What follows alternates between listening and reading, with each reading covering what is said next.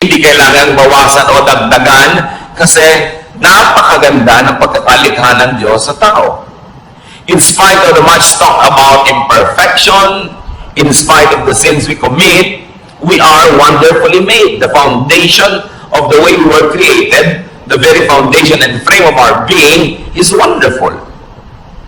Psalm 139:14, I praise you because I am fearfully and wonderfully made.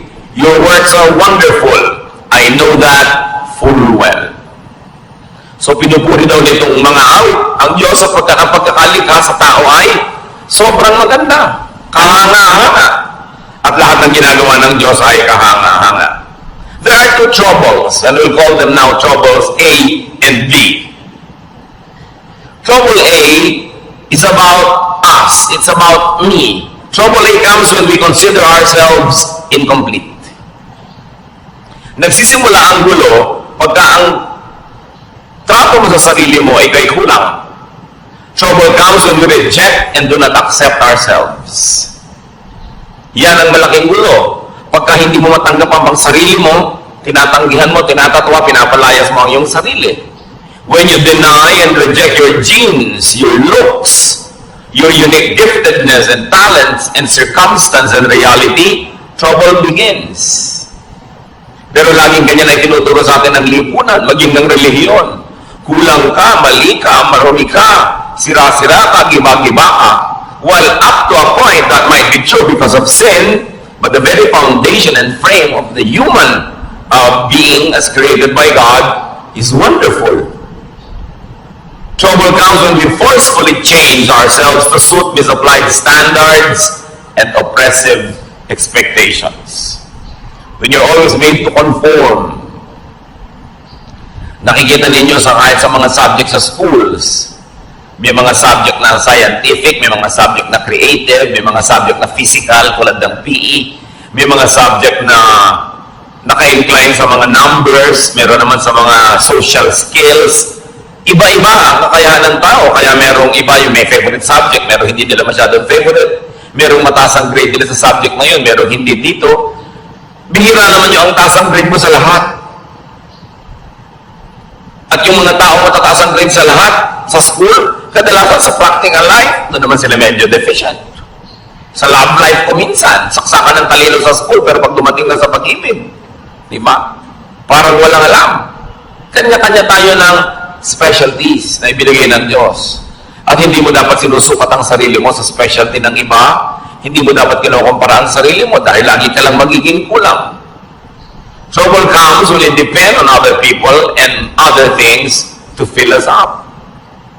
Pag laging kulang ka, yung pagtingin sa buhay, ang mangyayari ngayon, sasandal ka at aasa ka lagi sa mga bagay at sa mga tao para ka laging maging kumpleto. At pagka lagi na ikaw ay naniwala ng naniwala, na kulang ka talaga, wala kang kwenta, hindi ka karapat-dapat, what will you do all your life? To strive to be liked, to be accepted, to be praised, to be admired, to find your value in how other people measure you. Sa simula pa lang, it's headed for disaster. Kung nagsisimula ka pa lamang sa buhay mo, nang iniisip mo na agad, kailangan mo ng ganito, kailangan mo ng ganon, kailangan mo umasa kay kuya, kay ganito, kay ate. Dahil kulang at kulang ka, ano mangyayari? Lagi kang naiinggit, lagi kang manitibugo, lagi kang kulang. Sabi nga ni Shakespeare, desiring this man's art or that man's scope, with what I most enjoy, contented least. Lagi mong hinahangad yung talento ng iba, galing ng iba, yaman ng iba, at hindi mo makita yung mabuti tungkol sa iyong sarili. So ang lagi mo na lamang hinihingi sa mga tao, come into my life, change me, complete me, fill me, make me whole. At yan ang fantasy ng romance. When a girl is made to feel that she is nothing but a missing rib that has to be found. When a man is always made to feel that he has a missing rib that he has to find to complete him. As we have always emphasized, union in marriage makes you one with somebody in a partnership. But even before that partnership, even you don't have that partnership, you are one, you are whole, you are not one half. Yan ang fantasy ng romance at sometimes yan din ang fantasy ng religion. No? Nakalahati ka lang. No, nilikha ng Diyos ang tao buo. Kahit si Adam, nilikha niyang buo. Sabi lang nila, it's not good that is alone. Pabigyan ng kasama para mag-enjoy. Pero isa siyang taong buo. Hindi niya kailangan umasa sa ibang tao para sa kanyang pagiging buo. Anong nagiging bunga pagka tayo ay laging umaasa sa iba? Dependence. And dependence brings about addiction. Kaya yung mga taong emotionally weak, mai-inlove sa isang tao, siyempre sa simula maganda yung pag-iibigan, pero kahit yung minaya naging monster na, naging halimaw, inaabuso na siya, kinakawawa, binubugbog, hindi siya makaalis. Kasi addict na siya. Kailangan ko ang tao to feel me. Para niya ako pasayahin. Kailangan ko siya lagi. At pag lagi mong kailangan ng tao, what does it lead to? Possessiveness. And of course, possessiveness is caused by jealousy. Or it brings about further jealousy. Kaya yung mga taong sobrang kailangan ng kapwa-tao, seloso. Huwag kang tumingin sa kanya. Huwag kang makikipag-usap doon. Sa akin lang, sa akin lang. Kasi pag nawala ka sa buhay ko, hindi ako mabubuhay. Isang malaki kasi mangalingan. Pinanganak nga, wala yung taong yan eh. At kung yung kinahuhumalingan mo ngayon, na-meet mo nung 18 ka o 24, anong ginawa mo bago mo siya na-meet? Hindi ka buhay? Buhay ka nun. Mabubuhay ka before a romance, without a romance, or after a romance. Huwag kayo masyado nagpapaulol sa mga fantasy ng mga Valentine's cards. No? Kaya ka nagiging dependent sa tao. And when you're always jealous, you become fearful. And because this person, no matter what he does or she does, cannot really give you what you want, because what you want does not exist. It's a fantasy. You will always have frustration. Kaya ang saya-saya nitong bride, blushing bride, marching down the aisle para ikasal. After 3 months, nagdangangal-ngal na. Hindi niya maibigay sa akin ang aking pangangailangan. Yun, ang ngiti mo sa tao mo, taga-feel sa iyong pangangailangan. Di ba? Magnangangal-ngal ka sa harap ng lahat. Dahil hindi na-feel ang iyong expectation. It leads to a fruitless and endless search. And it leads to a symbolic hell or evil spirits in your life. Trouble B is about the other person. Remember yung trouble A, kulang ako, punuin mo ako, kailangan kita. Trouble B naman comes when we consider others, especially people close to us, as incomplete and substandard. Daddy, kulang ka. Husband, kulang ka. Kailangan punuin kita. Wala kang utak. Ako ang may utak. Ilalagay ko yung isip ko sa loob ng utak mo. Diba? Wala kang diskarte. Ako meron. Hindi ka marunong. Ako meron. Ito ang lagi natin ginagawa sa mga partner. Ginagawa ng parents sa mga anak. Anak, hindi mo alam kung anong bagay sa'yo. Huwag kang mag-aral niyang arts. Walang pera dyan. Pity. No? Yung marunong pa yung magulang doon sa anak kung ano yung gusto ng anak. No? Lagi natin sabihin, akong nakakalam niyan, hindi ikaw. Ang mga sons and daughters, marunong pa rin sila sa magulang nila. Dapat ganitong palakad ng bahay natin, ganitong palakad ng ating mga pamumuhay, mga kapatid na hindi magkasundo. No? Dahil dapat ganito ka, kamukha kita. Mga magkakaibigan.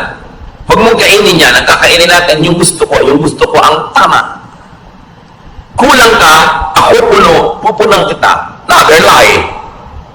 Kasi kung puno ka, punuin yung kapwa mo. Trouble becomes when we reject them or accept them only partially. Mahal mo lang yung anak mo kung kamukha mo. Mahal mo lang yung anak mo kung yung mga talent niya, gusto mo, pag iba na yung talent niya, ayaw mo na siya. So, hahanap ka na ibang anak na paborito na kamukha mo. Trouble be when comes when we feel other people with ourselves. Hindi dapat ganyan ang kulay na isinusuot mo. Dapat ganito.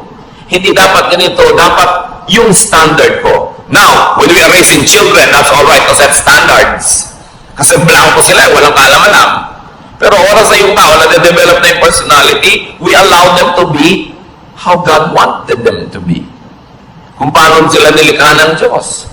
Kung ano yung talentong ibinigay sa kanila, yun ang dapat natin silang bigyan ng laya na hanapin nila. Yung kanilang buhay, doon sa talento, sa hiling, sa galing na ibinigay sa kanila ng Diyos. Trouble becomes when we force them to change to suit our taste. And all of these major issues happen between husband and wife. Ang pag-aasawa ay isang walang patakarang pagtanggap. Hindi siya isang reformatory institution na iibahin kita. Babaguhin ka ng aking pag-ibig. Sa teleserye lang yon, walang nagbabago. So kung hindi mo gusto yung buong tao, huwag mong pakasalan, inaasahan mong mababago mo. Ngayon kung nagbago siya dahil siya naging sumusunod rin sa Diyos, nagkusa, bonus. Pero hindi mo kayang baguhin ng isang tao. Yung let me change you, let me fill you, let me refit you to fit my fantasy. You know what's wrong with that? There will be domination. Dodominahin mo ang iyong kapwa. Because for you naman na there should be conquest. Therefore, there will be colonization. You colonize the other person's brain with your thoughts. Gusto mo mag-isip siya tulad mo. Gusto mo thoughtful siya sa ganitong bagay. Hindi niya kakalimutan ng ganitong bagay. Hindi siya maalalahanin. Although it's not an excuse, pero generally speaking, di ba, mas mahilig yung mga babae makaalala ng mga anniversary, mga birthday, pati sa iksi ng mga relasyon ngayon, monthsary na lang eh. Kasi baka hindi na makaabot ng anniversary na isang taon.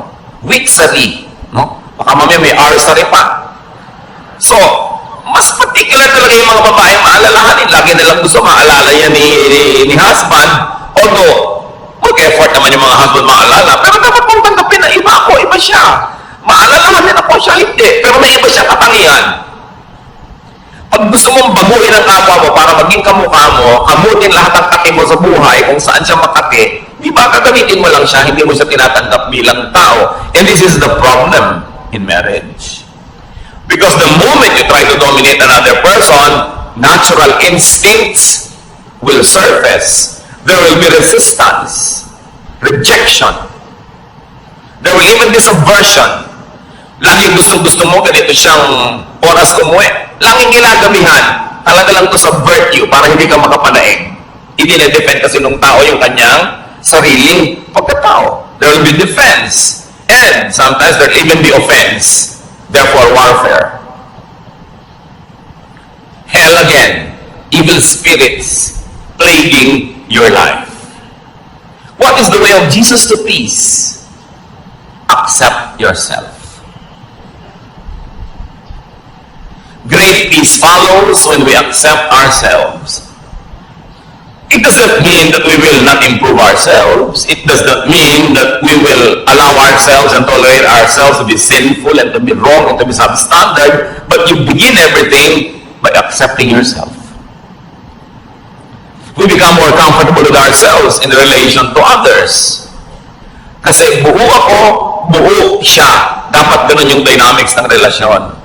Hindi yung kulang ako, punuin mo ako. Or kulang ka, pupunuin kita. No, pareho kayong puno. We become more comfortable with ourselves when we are alone. Isa yan talaga sa mga pinakamalulubhang sakit ng maraming Pilipino. Hindi kaya mag-isa. Hindi makakain mag-isa, hindi makalakad mag-isa, hindi maka-enjoy mag-isa. We dread aloneness. And we become like clinging vines. And when you become like a clinging vine, you will choke people around you. Yung lagi kailangan nandito ka, nandito ka, nandito ka. Paano ka mga tao active, mga gagawin, may mga hinahabol na mga pangarap, kailangan lagi silang nakapaligid sa'yo para magkaroon ka ng kahulugan. Kailangan maging komportable ka sa sarili mo kahit ka mag-isa. There are times when mga kasama ka, enjoy, but you must also enjoy aloneness. Kasi kung talagang gusto ng Lord na lagi kang may kasama, dapat nilikha kang may mga kakambal, yung kabit-kabit kayo. Yung hindi kayo nagkakahiwa-hiwalay. Di ba pag may pinapangarap mga kambal, ino-operahan ba natin para magkahiwalay? Dahil mahirap yung may kakambal. Eh ngayon, kung may kakambal ka emotionally, hindi ka na inom ng masarap na inumin kung hindi mo kasalo sa isang straw ang kung sino man. Di ba, miserable ka nun. At gagawin mo rin yung tao miserable dahil lagi mo siya nahanapin, nandiyan ka, kasi iinom na ako.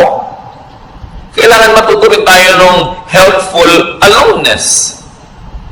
But when you cannot accept your own self to be your own companion, how can you be a companion to others? Kailangan yun ang sanayin natin. Walang mga tao ngayon, I will enjoy this alone. Kasi yung paghahanap ng kasama ko minsan ng malaking kapahamakan, kahit sino na lang tuloy na pwedeng sumama, isasama, para huwag lang mag-isa. Self-acceptance is the foundation of self-love and self-appreciation. Hindi yan masama. Anong sabi ng Panginoong Yesus sa Mark 12:31? Love others as much as you love yourself. No other commandment is more important than this. So we are not being forbidden to love ourselves, but we are only being reminded, yes, love yourself, but in the same way, love others also. Huwag yung love yourself lang and forget others. At hindi naman love others only and forget yourself. Pareho yun na mali. Irespeto mo ang kapwa mo, irespeto mo rin ang sarili mo. Hindi naman yung binabastos ka na, ang respeto mo pa. Eh hindi ka na nire-respect. Mahal mo ang sarili mo tulad ng pagmamahal mo sa iba. Why? Because you cannot give what you do not have. How can you understand others when you don't understand yourself? How can you be kind to others when you're not kind to yourself? How can you love others when you don't love yourself? Self-acceptance is the foundation of self-tolerance. At mahirap to be intolerant to your own self. May mga tao, lactose intolerant. Hindi sila pwedeng uminom ng gatas. Eh kung intolerant ka sa sarili mo, yung sarili mo hindi mo matanggap, hindi ka pwedeng mapag-isa, ano mangyayari? And self-acceptance is the foundation of genuine self-forgiveness. Many people cannot forgive others because they also never forgive themselves. So, pinahihirapan nila ang sarili nila at pinahihirapan din nila ang kanilang kapwa. Self-acceptance is the foundation of healthy autonomy. Ang tao dapat masarap na may kasama, masarap na kasama, pero pwede rin walang kasama. Kasi kasama mo ang Diyos. Kahit kailan hindi ka pwede mag-isa. Kasi tinitirhan ka ng Espiritu ng Diyos. Kung minsan nga, lagi ka may kasama, hindi ka tuloy magkaroon ng oras na makipagsarilinan sa iyo ang Diyos dahil laging may abala. Laging may iba. We should learn healthy autonomy. When we accept ourselves, when we realize our wholeness, we do not excessively depend on and attach to people and things. We socialize, we enter relationships for additional enjoyment, for mutual upliftment, not for dependence. Dapat papasok ka sa relasyon, makikipagnobyo ka, mag-aasawa ka, makikipagkaibigan ka, hindi para ka may sandalan, at hindi rin para meron kang buhatin. Pareho kayong nakatayong mag-isa, nabubuhay, gumagawa ng paraan, naghahanap buhay, nag-aaliw sa sarili, nagpapasaya sa sarili, nagpupundo sa mga bagay. Tapos, you share for enjoyment. You share for additional happiness and additional joy and pleasure. Pero hindi ka nakikipagrelasyon para ka sumandal o sandalan. Nagtutulungan kasi pampadagdag sa buhay. You are a whole wonderful. You are an individual, an autonomous unit. Kita ninyo, bakit sabi nila marami daw ng mga Pilipino nag-enjoy ng close family ties? Bakit daw ang mga communities natin close ang ating mga relationship? Poverty forces us to be close. Siyempre, kailangan mo makisama sa kapitbahay mo dahil pagka nanganganak yung asawa mo sa madaling araw, makikisakay ka sa tricycle ni Mang Tomas. So pagka nagiging si Mang Tomas, tutulungan mo siya, ang ganda ng samahan nyo. Pero subukan mo, lahat kayo may kanyang tricycle. Ano ka pa rin kaya ka nice? Nakikisama ka sa neighbor mo, nagpapadala ka ng ulam pag nagluto ka, para pag nagluto din siya, mapadala ka. Pero kung lahat kayo, bumaba ka sa pagkain sa inyong mga kusina, will you still be that close? Close sa mga magkakamag-anak, magmano ka sa tiya, mangupo ka, eh kasi makikitira ka sa kanya pag nag-aaral ka ng college. Pero kung may kanya-kanya kayong bahay, ganun pa rin kaya ka nice? Dapat ganun pa rin nice or better. Doon mo lang malalaman na nice ka talaga. Kasi nice ka, hindi dahil lang umaasa ka o sasandal o may kailangan ka sa kanya. Kaya tingnan nyo ang nangyayari sa mga komunidad na yumayaman at umuunlad, nababawasan yung pakikipagkapit-bahayan, which is negative. Dapat hindi ganon. Kaya si Aling Junisha ayaw tumira sa Forbes Park. Ang tataas daw ng mga pader, wala daw kapitbahay. Siyempre kasi hindi mo nang kailangan ng neighbor mo, may kotse ka, may pangangailangan ka, may sarili kang gym, may sarili kang ganito, may mga katulong ka, you don't need to be nice to your neighbors. But poverty requires you to be nice. Poverty makes people stick to each other. Now, translate that to emotional poverty. When you're emotionally poor, you always want people around, you will cling because you need and you want help. Kaya dapat mapayaman mo yung sarili mo emotionally to the point na, I don't need you to live, but I want you to be around because I have a lot of love to give to you and because you are nice and I enjoy your presence. Pero hindi dahil hindi ko po maiwan ang asawa ko kasi wala po akong hanap buhay. So kung meron ka pala, iniwan mo na matagal na, no? So hindi ka lang nandyan dahil love mo siya kasi nakasandal ka.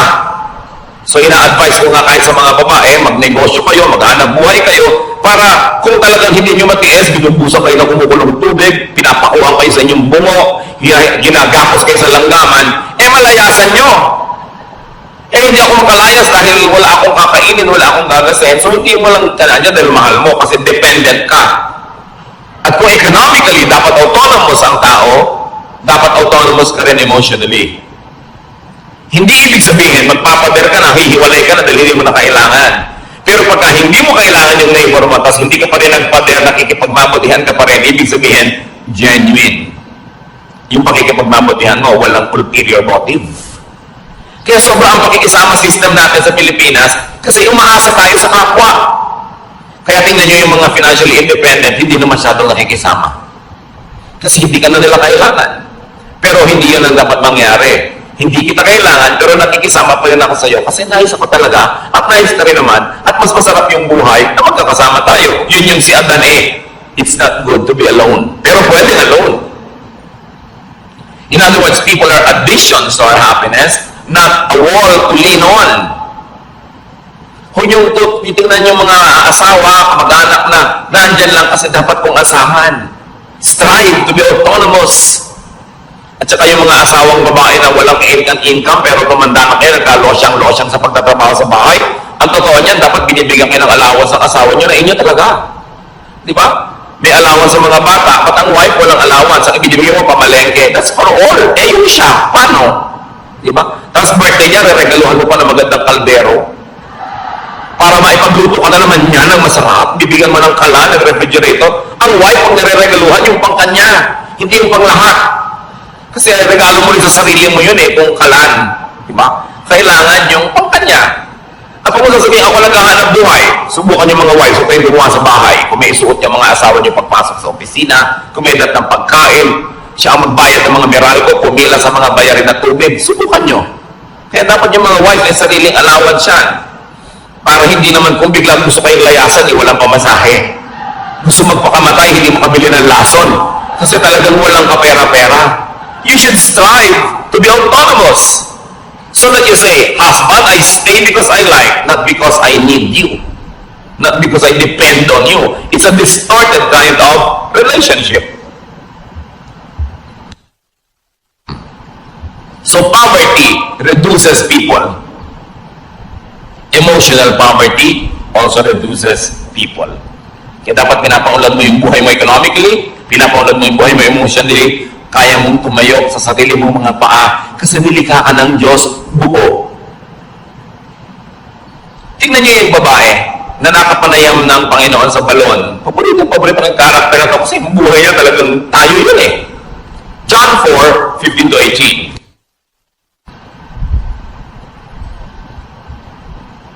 Matapos makausap ng Panginoon ng babaeng ito, sinabi ni Lord, alam mo, kung hihingi ka lang sa akin ng living water, bibigay ko sa iyo, hindi ka na mauuhaw pa. The woman said to him, Sir, give me this living water so that I won't get thirsty and have to keep coming here to draw water. He told her, Go, call your husband and come back. I have no husband. She replied. Jesus said to her, You are right when you say you have no husband. The fact is, you have had 5 husbands, and the man you now have is not your husband. What you have said is quite true.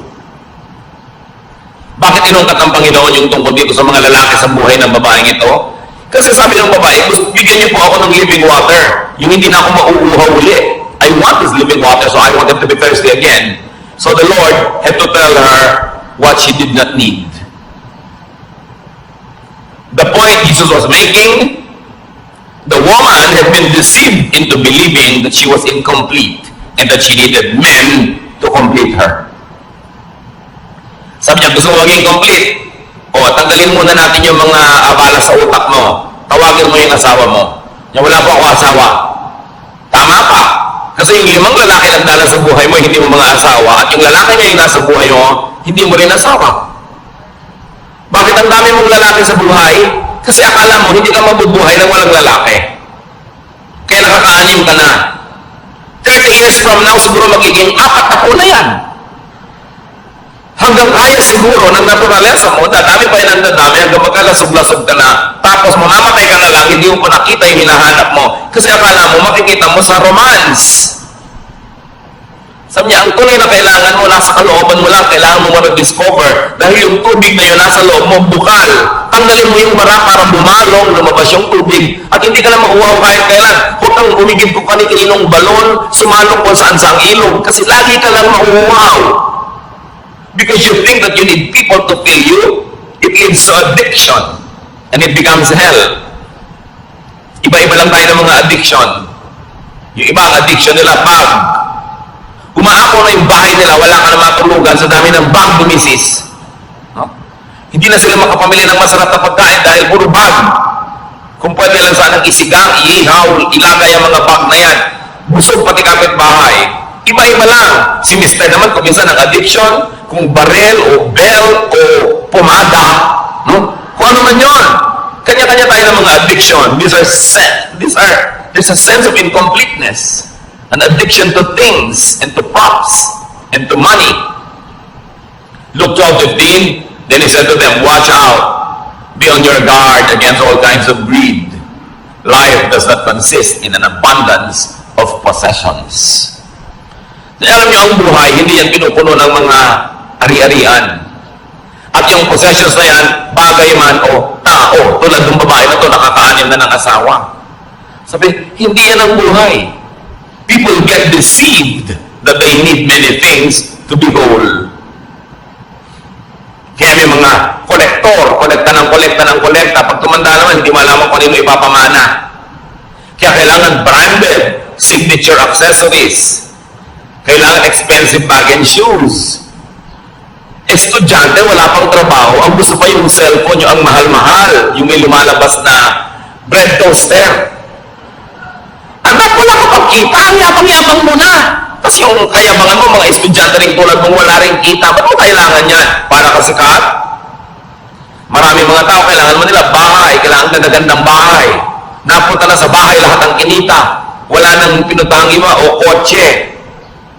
O kung minsan naman, hindi ka masaya sa hike mo, talaga namang kahit na madapa ka na, high heels. Kulang pa yung heels doon sa takong, kailangan lagi pa na mag-heels sa toes, kaya talaga nakatungtong ka na halos sa isang hollow blocks. Hindi ka na makalakad. Yung iba talaga hindi kontento sa ilong nila, kailangang taasan, kailangang kitiran, kailangang bawasan ng panga, kailangang bawasan ng baba, kailangang liitan ng mata, etc. etc. Laging kulang. Sign that you don't accept yourself. Ay, hindi naman masama yung up to a point, a little improvement here and there. Pwede nanganib na yung buhay mo at namatay ka na sa operating table dahil bina-vacuum ang mga body parts mo. Parang dangerous na yun. Ano sabi niya sa 1 Peter 3:3-4? Don't depend on things like fancy hairdos or gold jewelry or expensive clothes to make you look beautiful. Kita nyo yung look. Actually, hindi ka beautiful. You only look beautiful. Sabi niya, be beautiful in your heart by being gentle and quiet. This kind of beauty will last and God considers it very special. Huwag nyo namang lihim tanggalin yung mga baon-baon yung hikaw. Hindi naman masamang maglagay. Pero sabi, huwag nyong iasa ang kagandahan nyo dyan sa mga yan. Kayo, maganda na yung character nyo, meron pa kayong konting pampa-enhance, nice. Pero kung nagiging bitsa na ng inyong buhay, ang hirap-hirap magbayad at hulugan, titigilan nyo ang mga kahangalan na yan. Sa ganon, alam niyo ang tunay na magandang babae, sabi yung mabini, yung banayad at tahimik. So anong tawag sa mga madadaldal at maingay na babae? Bahala kayo. Di ba? Sabi ang kagandahan niya nandyan, yung matinig ang loob, matibay ang loob, maganda ang kalooban. Yan ang gandang pinapahalagahan ng Diyos at yan ang gandang hindi kumukupas, hindi na-snatch, hindi nananakaw, at hindi huhunugan sa Bombay. Sabi, kailangan ganyan ang tinitingnan mong beauty. Templadong katahimikan. 1 Timothy 6, 8-10. So we should be satisfied just to have food and clothes. Ibig sabihin, we should be satisfied with basic things. People who want to be rich fall into all sorts of temptations and traps. Yung rich, pwede niyong palitan ng people who want to be beautiful or sexy or fairy white, o kaya people who want to be tan. Lahat ng gusto niyong palitan sa inyong sarili fall into all sorts of temptations and traps. They are caught by foolish and harmful desires that drag them down and destroy them. The love of money, you might say the love of other props, the love of cosmetic surgery, causes all kinds of trouble. Some people want money so much that they have given up their faith and caused themselves a lot of pain. Kung kailangan, tatapin mo yung sarili mo. Kung may konti ka lang may-improve na hindi sobrang magastos, hindi dangerous to your health at easy to maintain, pwede. Pero kung magiging pasanin mo sa buhay, yung sa dami ng operasyon mo sa mukha, tawang-tawa ka na, sabi mo pa. Kasi hindi ka makatawa na matipilas yung pisngi mo, parang kawawa ka naman. Diba? Yung hindi ka na makahinga dahil sobrang nilita na yung butas ng ilong mo. Dati isang hinga mo lang kahit 1 week na oxygen, nasa lungs mo na. Kaya hirap na hirap kang suminghap. Para ka nang bisugo na tinanggal sa tubig. Ang hirap naman nun. Diba? So dapat yung easy to maintain. Huwag yung ano pinaglalagay mo sa loob ng katawan mo, tapos pagka lumilip-lipat kung saan-saan, nagkakaiba-iba korte ng katawan mo. Tapos, wala namang maawa sa'yo.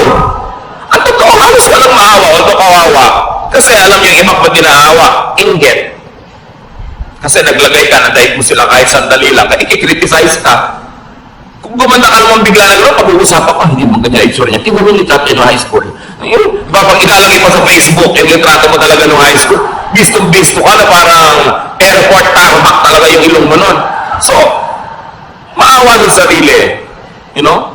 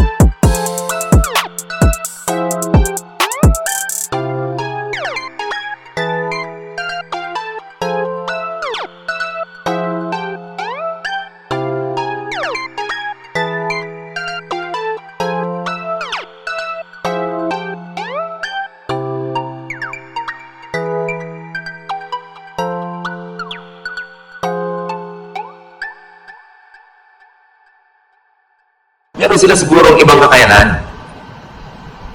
Huwag silang paghanapan ng wala sa kanila. So, to have peace, accept others. Romans 15:7, accept one another just as Christ accepted you. Kung paano tinanggap ng Diyos, warts and all, walang patakaran, buong pagtanggap, ganun daw ang gawin mong pagtanggap sa kapwa. But instead of accepting others, we insist on reforming them. It's God's work, not our work. And we reject them when they don't comply with our specifications. Kaya marami mga tao, lumalaki sila emotionally sick because their own parents reject them.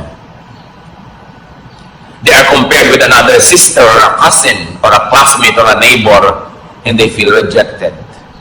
And once rejected, people also tend to reject others because they become defensive. Kaya ang dami mga tao emotionally poor. Kaya yung mga nire-reject na ganyan, meron lang isang magpakita ng konting kabaitan na regaluhan ng chok ng 3 araw na sunod-sunod na in love na. Paano? Uhaw na uhaw sa acceptance.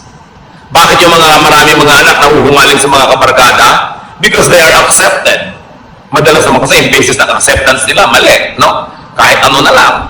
Mas baliw ka nga, mas accepted ka, mas sikat ka. That's a wrong kind of acceptance. But nevertheless, what does it tell us? Our kids want to be accepted. Kaya ayaw umuwi. Gabi na, kung pwede na lamang na bukas na umuwi. At pag buliwanag, gusto na lumipad at mawala. Maybe they don't feel accepted at home. Kasi gusto mo may anak ka naman iparata sa community, maipagyabang. Hindi mo tanggapin, mahalin, linangin yung anak mo kung ano man siya. 1 Corinthians 7:7, sabi ni Paul, I wish that all men were as I am. But each man has his own gift from God. One has this gift, another has that. Sabi niya, ikaw ko lang masusunod. Gusto ko lahat kayo katulad ko Pero, hindi naman pwede yun. Bawat isa, may kani-kanyang tinanggap sa Diyos na kakayanan. At kung ang Diyos sa kanyang karunungan ay piniling ibigay sa iyo kakayanan A, therefore, wala sa iyo yung kakayanan B, sa iba naman yun ibibigay. Pero pag hinahanap mo yung B kay A, ang gulo ng mundo. The tendency is for us to want to make all others conform to our mold. Kaya marami mga asawa, iniiwan ng asawa nila kasi hindi nila tinatanggap yung asawa nila kung ano man yung asawa nila, laging gusto lang maiba. Ganun siya. Accept individual and personal differences. At kung hindi ka masaya sa talent ng anak mo, ng asawa mo, ng kapatid mo, accept the other ableness. Lahat ng tao may abilidad, may ability. Kailangan lang tanggapin mo kung ano yung kanya. Huwag mong pilitin na yung anak mong ayaw mag-dentistry ay maging dentist tulad mo. Nagmana siya siguro sa ibang lolo, sa dinami-dami ng lolo at lola sa inyong genetic pool. Hindi naman laging sa'yo lang kukuha yan. Romans 14:1, accept him whose faith is weak without passing judgment on disputable matters. Here, sabi, accept religious differences. Accept spiritual differences. Not everybody is as mature as you. Not everybody has the same tendencies to apply a biblical verse the same way as you do. Sabi dito sa Romans 14:1, tanggapin niyo yung pagkakaiba-iba maging sa inyong spiritualidad. Hindi pwedeng uniform. Kasi iba-iba nga ang tao, iba-iba ang fingerprint. Romans 12:10, love each other and honor others more than you do yourself. So, find, accept, celebrate, and honor the true, the good, and the beautiful, so to speak, in every person. Bakit hahanapin mo yung iba, yung wala? I-emphasize mo yung napapangitan ka, may maganda sa kanya. Acceptance of others is a foundation of love, of appreciation, tolerance, and even genuine forgiveness. And here we go to the heart of the matter. Yung iba nagtatanong, bakit po nag-forgive na ako pero may pain pa? Bakit nagpatawad na ako pero may hapdi, may kirot? You have not forgiven. Probably you have only stopped being hostile. You have stopped the war. Probably you went into a ceasefire, but you have not really forgiven. That's why there's still the pain. You are able to truly forgive only when you truly know and understand and accept the person. Yung hindi, sige, pinapatawad na kita, pero mo, siguro nasigawan niya ako kasi gutom siya noon. Kasi mataas ang blood sugar niya. Kasi may monthly period siya. O kasi luka-luka siya. Di ba? Kasi may lahi sila noon. Kasi genetically, ganito sila. Nung naiintindihan mo siya, doon ka ngayon huhugot ng pagpapatawad. Pero pag hindi mo naiintindihan at hindi mo tinanggap ang kalagayan niya, ceremonial lang yung patawad mo. It's only a cessation of hostilities. It is only a declaration of a ceasefire. But forgiveness, real forgiveness, has no more anger. Well, you can be cautious. Hindi naman ibig sabihin you forgave, you forgot to be cautious na you might want to avoid being the victim again because you're cautious, but no ill feelings. Siguro iwasan mo na maulit o mabigyan siya ng chance, ulitin yun, pero wala ka ng hapdi kasi naunawa. Kaya maraming magulang, kahit ang tingin ng mga ibang tao sa anak nila kriminal, mahal pa rin nila kung hindi ang bait-bait ng anak ko. Kasi pinapanganak pa lang yun, pinag-ili pa lang, tinanggap na talaga ng ina ko yung buong pagkatao ng anak. Kaya pagkahalimbawa, ang sungit-sungit ng anak, kasi alam niyo nung bata, nahulog niya sa duyan. Nahulog lang, naging ganyan, galing sa 7th floor. Okay. So, naiintindihan ko yung anak ko. So, intindihin nyo. Kaya hindi halos maubos ang pagpapatawad ng magulang sa anak kasi iniintindi. Kasi tinatanggap. So, kung may papatawarin kayo, huwag lang sabihin, sige, papatawarin na kita, tama na, tigil na. Unawain niyo yung buong dahilan kung ba't niya nagawa niya. At pag naunawa niyo, baka maawa pa kayo, mamahalin niyo pa. Ganun ang pagpapatawad ng Diyos. Dahil kilala tayo ng Diyos, alam niyo yung genetic makeup natin, alam niyo yung emotional and chemical situation ng buhay natin the moment that we run short of God's glory. That's why God understands, God forgives, and God loves. Kaya ang sabi, as God forgives you, you forgive one another. Para hindi yung nagpatawad na kunwari, pero may dala ka pa rin dito, nakabaon. Pagka nakante, pagka naprovoke, lumalabas ulit. Kasi hindi nang unawa. That is why many people forgive, yet remain angry. There is no acceptance of the other person. Therefore, no forgiveness. Therefore, no peace. Ang tunay na pagpapatawad nangyayari lang pagka tinanggap mo at doon ka lang nagkakaroon ng tunay na kapayapaan. How does that happen? How to get on the Jesus way of peace through acceptance of self and others? Now, this teaching is not easy to understand or follow. It takes a new mindset to appreciate and obey this. Hindi ka makakapagpatawan, hindi ka makakatanggap ng kapwa hanggang hindi mo iniiba ang korte ng iyong utak. So how do you get God's peace? Through acceptance of yourself and others. Change your mind. It happens in the mind. Change the way you think. Change your principles and lifestyle. Romans 12:2, let God change the way you think. Then you will know how to do everything that is good and pleasing to Him. You want to be able to forgive? Change the way you think about the person. Change the way you think about yourself. Change the way you think about what proper is and what it is not. Change the way you think about your expectations. Accept the person as you would accept yourself. Then you will begin to understand and you will have the power to forgive because it comes from deep understanding. Anong reaction ng mga tao nun kay Jesus sa kanyang mga turo na to? Tinuturo niya, love your enemy, feed your enemy, forgive. Mark 1:27. The people were so amazed that they asked each other, what?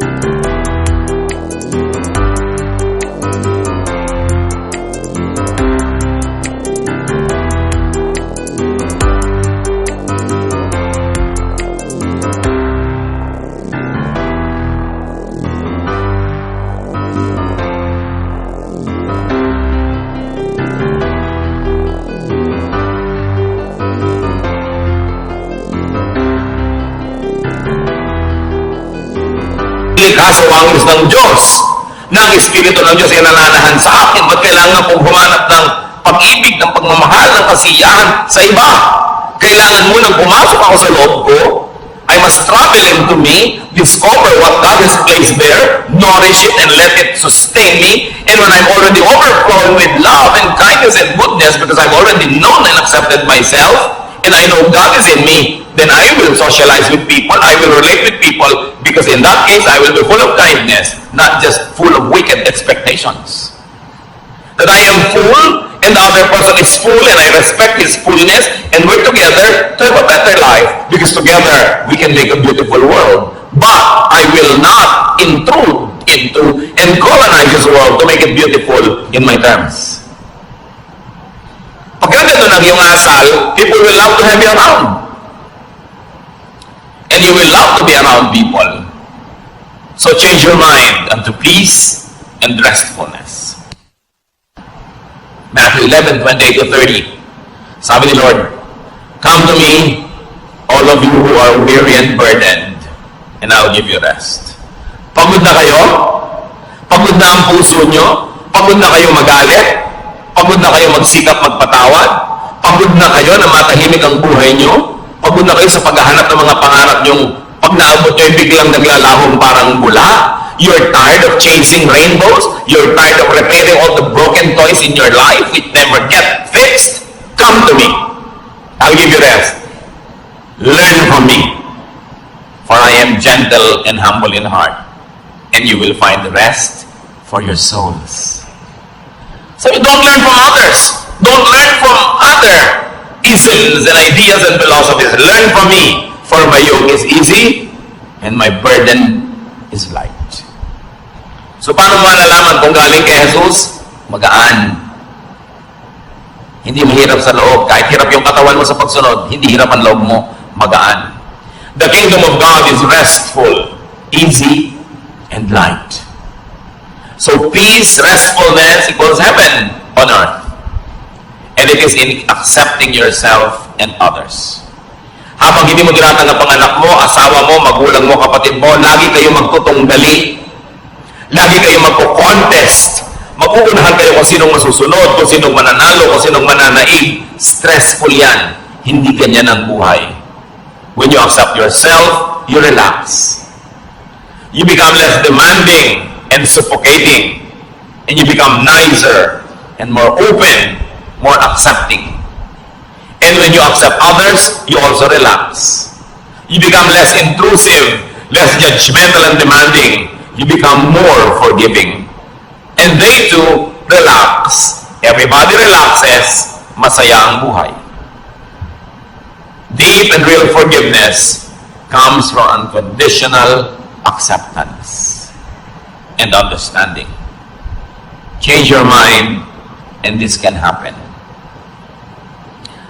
Kaya kami problema sa asawa mo, may iniisip ka, hindi yun ang natutupad. May iniisip din siya, hindi yun ang natutupad. So, ba't di niya nalang palitan ang iniisip nyo? Kasi hindi niya naman kayang palitan yung asawa nyo. Hindi niyo naman kayang palitan ang pagkatao niya. Palitan nyo na lang. Yung iniisip nyo, hindi sasaya kayo. Kaya ang sabi ng anghel, peace on whom God's favor rests. Kaya sinabi natin kanina, peace is not for everyone. Peace is not for the whole world. Well, it is efficient for all, or sufficient for all rather. It is efficient only for those who would appropriate it, those who would accept it and live by it.